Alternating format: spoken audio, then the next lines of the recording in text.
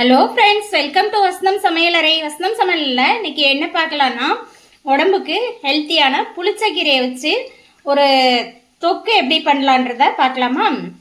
இது கோங்கரா சட்னின்னு சொல்லுவாங்க ஆந்திராவில். இது அடிக்கடி கிடைக்கக்கூடிய, நம்ம தமிழ்நாட்டில் கிடைக்கக்கூடிய வயிற்றுக்கு ரொம்ப நல்ல ஹெல்த்தியான இதை எப்படி செய்யலான்றதை பார்க்கலாம். சட்னி செய்கிறதுக்கு முதல்ல ஒரு அரை டீஸ்பூன் வெந்தயம் எடுத்துக்கலாம். அடுத்து அரை டீஸ்பூன் கொத்தமல்லி,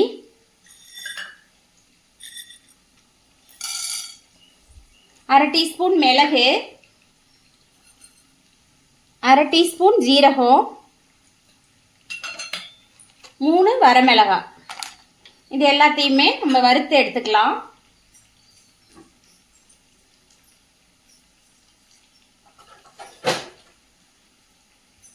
இது எல்லாமே ட்ரை ரோஸ்ட்டாக தான் வறுக்கணும், ஆயில் விட வேண்டியதில்லை.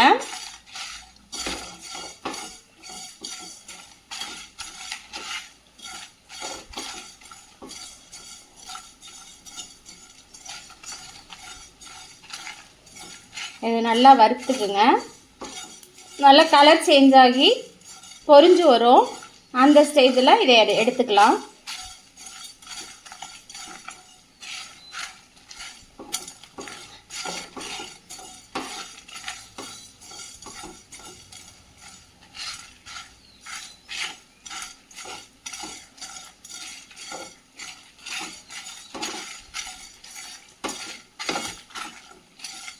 இது எல்லாமே ஆற வச்சு பொடி எடுத்துக்கலாம். இந்த கோங்கரா தொக்கு செய்கிறதுக்கு நான் இன்றைக்கி 2 கைப்பிடி அளவுக்கு புளிச்சக்கீரையை நல்லா இந்த காம்பெல்லாம் எடுத்துட்டு நீக்கிட்டு கழுவி நல்லா எடுத்து வச்சுருக்கேன்.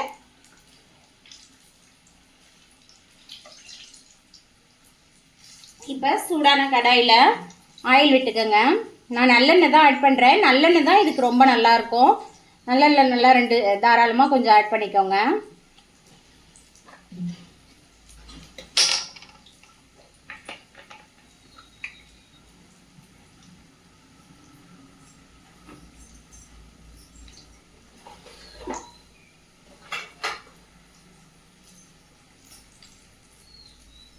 இதில் இப்போ கடுகு ஆட் பண்ணிக்கலாம்.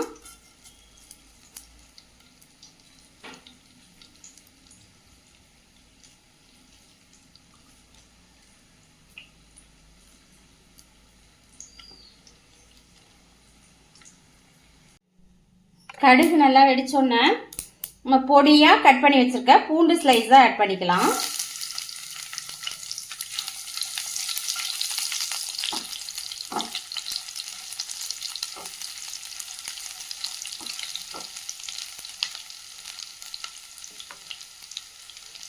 பூண்டு நல்ல ஒரு ஃப்ளேவர் கொடுக்கும், அதுக்காக ஆட் பண்ணிக்கலாம்.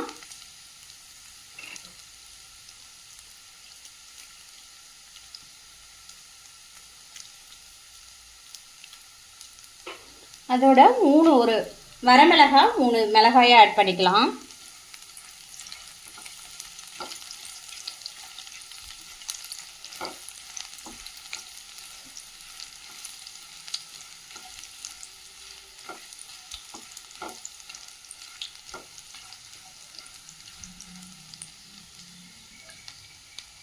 ஒரு 3 பச்சை மிளகாயை மிக்சியில் போட்டு ஒரே ஒரு சுற்றி எடுத்து வச்சுருக்கேன். கட் பண்ண வேணாம், ஒரு மாதிரி சுற்றி எடுத்துக்கலாம்.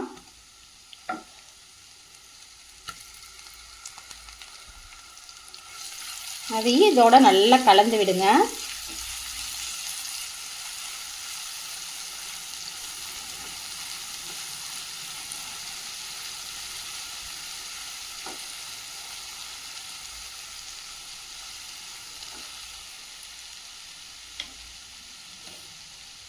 இப்போ நம்ம ஆல்ரெடி கீரையை நல்லா கழுவிட்டு எடுத்து வச்சுருக்கோம். அந்த 2 கைப்பிடி கீரையும் இதோடையே ஆட் பண்ணிக்கலாம்.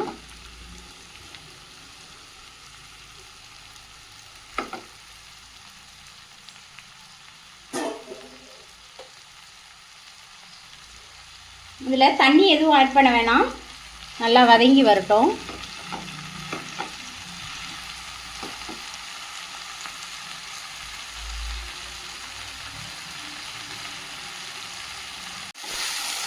இது இப்போ நல்லா வதங்கிருச்சு.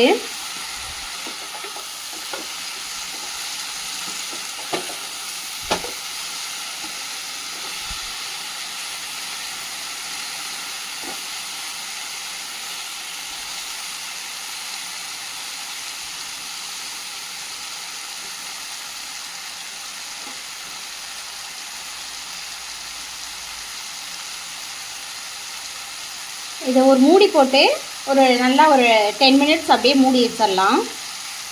இதுக்கு தேவையான அளவுக்கு சால்ட் ஆட் பண்ணி மூடி வச்சிடலாம்.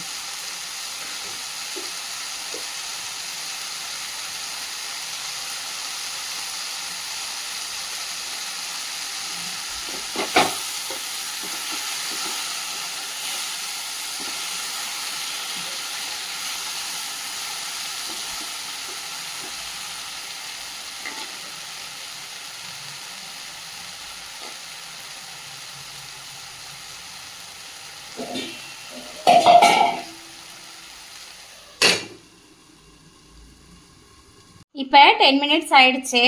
கீரை எடுத்து பார்க்கலாம். பாருங்க, நல்லா வெந்து வந்துருச்சு.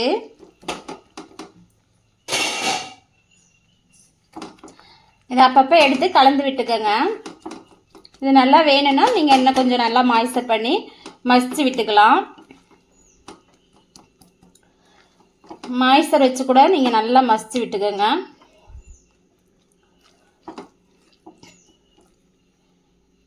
நம்ம ஆல்ரெடி பொடி பண்ணி வச்சுருக்க கொத்தமல்லி, ஜீரகம், மிளகு இதெல்லாம் அந்த பொடியை இதோட கொஞ்சமாக மிக்ஸ் பண்ணிக்கலாம். நான் நிறையா இருக்குது, அதனால் இன்றைக்கி பாதி தான் போடுறேன் அந்த பொடியிலையே.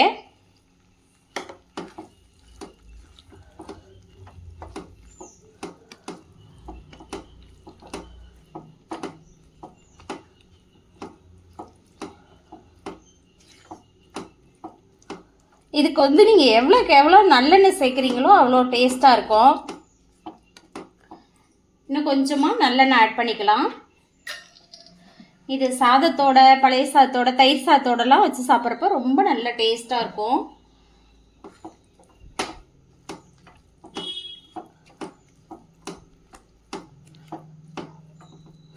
அவ்வளோதான், நம்மளோட கோங்குரா தொக்கு ரெடி ஆயிடுச்சு. இது ட்ரை பண்ணி பாருங்கள். ட்ரை பண்ணி பார்த்துட்டு எப்படி இருக்குன்றத கமெண்ட்ஸில் சொல்லுங்கள். சேனலை மறக்காமல் சப்ஸ்கிரைப் பண்ணுங்கள். தேங்க்யூ.